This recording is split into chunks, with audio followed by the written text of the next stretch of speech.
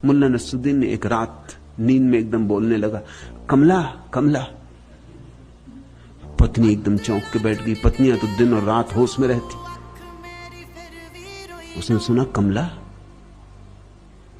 संदेह तो उसे हो ही रहा था। संदेह तो पत्नियों को रहता ही, उसके होने की कोई जरूरत ही नहीं होती।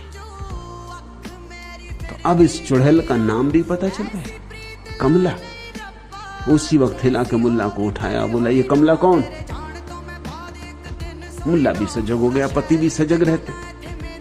जैसे स्त्रियां संदेह से भरी रहती हैं, ऐसे पति सजग रहते। और जिसकी स्त्री जितने ज्यादा संदेह से भरी रहती, वह पति उतना ही ज्यादा सजग रहता, नींद तक में होश रखता।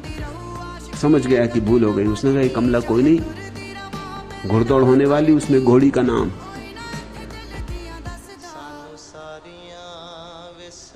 खैर किसी तरह बात रफा दफा हो गई, दोनों सो गए।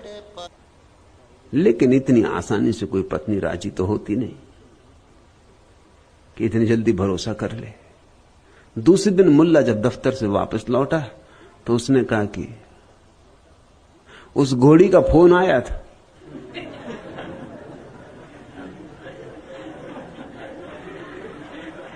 मुल्ला को पसीना छूट गया।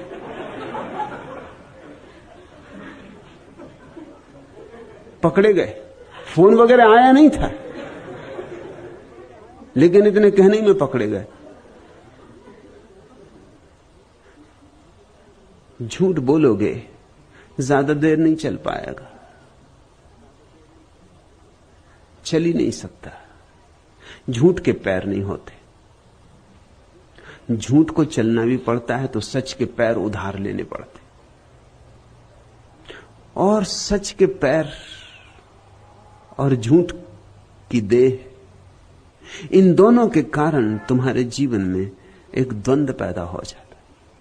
और एक झूठ ने हजार झूठ है, इसलिए हजार द्वंद्व पैदा हो जाते। इन्हीं द्वंद्वों में ग्रस्त व्यक्ति नरक में जीता है।